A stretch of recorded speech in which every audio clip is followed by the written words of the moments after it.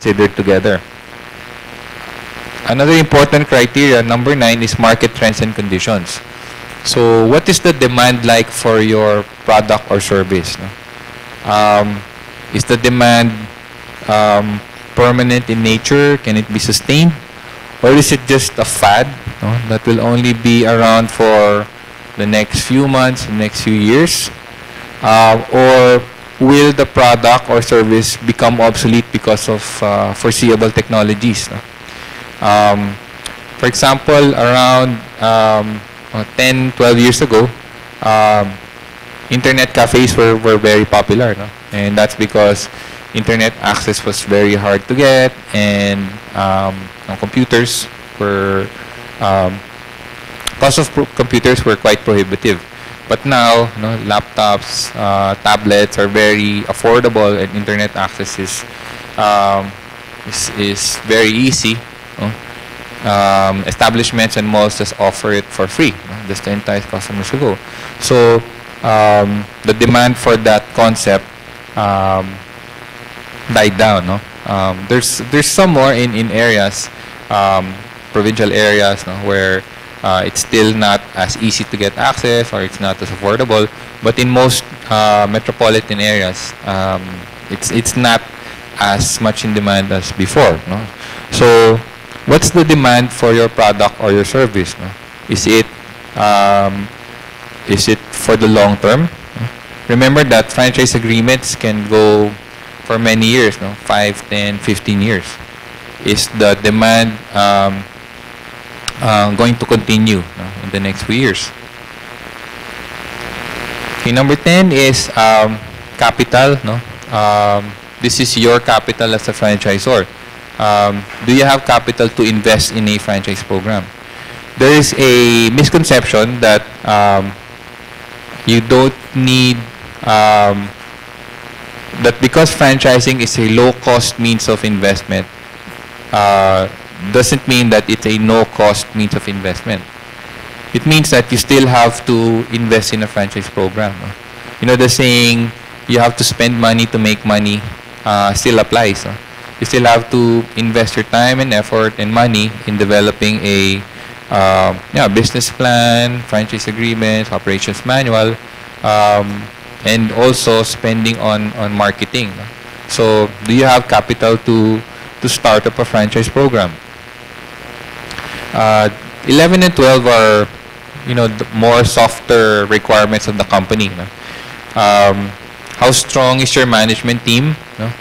And do you have the commitment to see franchise relationships for the long term? You cannot just wake up 2-3 years down the line and say, oh, my franchisees are complaining, this is so difficult, I don't want this anymore. You've entered into relationships with franchisees, and you have to have the integrity to see those through. So do you have the commitment to stick with the franchise program, in good times and in bad? So it's like a marriage in that case. So these are the keys to franchisability. And I see some of you thinking about it. Does my company have this, or does it have that? If not, am I ready for franchising? That's and this is not, as I mentioned, it's not like a yes or no checklist. Meaning, if it's no here, hindi ka na pwede mag-franchise. You have to take a look at things holistically. You might score low in some criteria, but score high in others. That will move your franchisability score higher.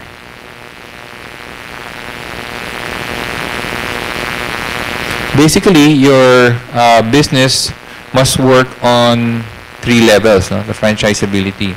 So it must work for you, franchise, or it must work for the franchisee, and it must work for, of course, the customer. So this is the win-win-win relationship that we're talking about.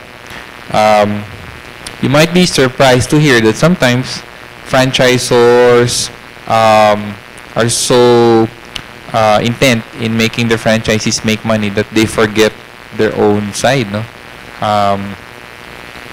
Meaning they're subsidizing franchisee expenses.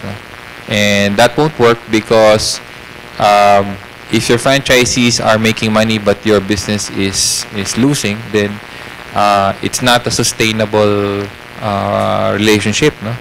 It has to be both sides. Of course, we're all in this for the customer, so the customer still has to be benefited from that relationship. Okay, so now we'll go to the business planning side, no, of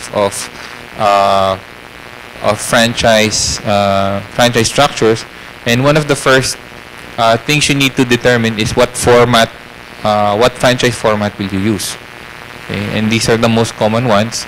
There's unit franchise, conversion, area development, and master franchising. So you need to decide which format will you use for your concept. Okay, the unit franchise is the one that you may be familiar with. No? This is the one-to-one type of relationship, wherein one franchisee owns a unit, no? Single franchise unit. Okay. Related to that is the area development, where the franchisee now has multiple units, no? Not just one, and they have what's called an area development. An area developer franchisee is one who buys several units upfront. No? So instead of buying just one unit, they'll buy maybe 5, no? Or 8, and they have exclusivity for a certain area.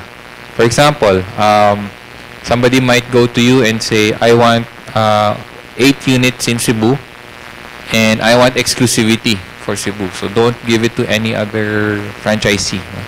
No? So that's fine, but it should come with certain conditions. No? First, if you're going to give them exclusivity, you need to be able to be compensated for that. No? If you're not going to give any other franchises in that area, or you're not going to open any other company owned, then they should pay upfront for a percentage of the units that they commit to open. So it's usually half of the franchise fee for the 8 units they need to pay upfront. Okay. The reason you also do this, aside from giving up exclusivity, is also they need to be able to be committed as well. No? If they just tell you, I'll open 8 but invest only in 1, then that commitment is quite hollow. No? They might not follow through on that.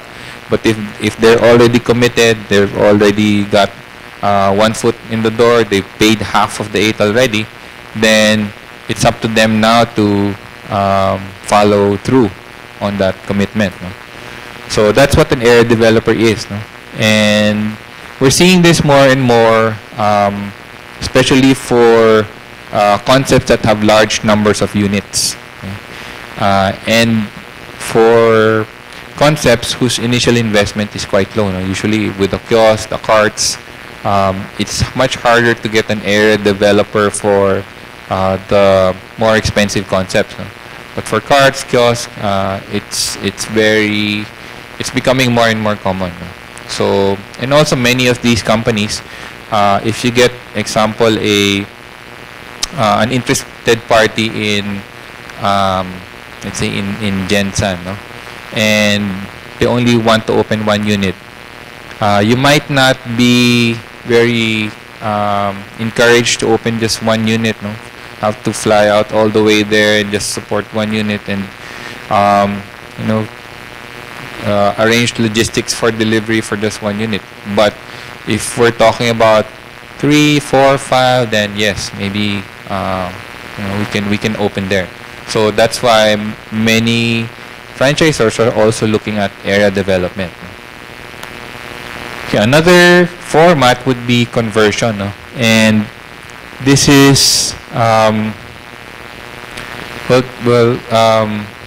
this is when you grant a franchise to a business, to a person who's already in business, and the business that they're in is similar to yours. No? In fact, they may be a potential competitor if you were to enter that market. For example, let's say you're in the salon business. Let's use that example. No? You're in the salon business and it's an organic, and you have somebody who want to franchise who is already in the salon business, but it's in the traditional type of salons. No? So you're going to convert their business into your franchise. No? So so that's good for you because you're able to have a presence in that market and eliminate the competition in one fell swoop. No, you're able to hit two birds with one stone. The question is, why would somebody who already is in business want to franchise a similar business? No?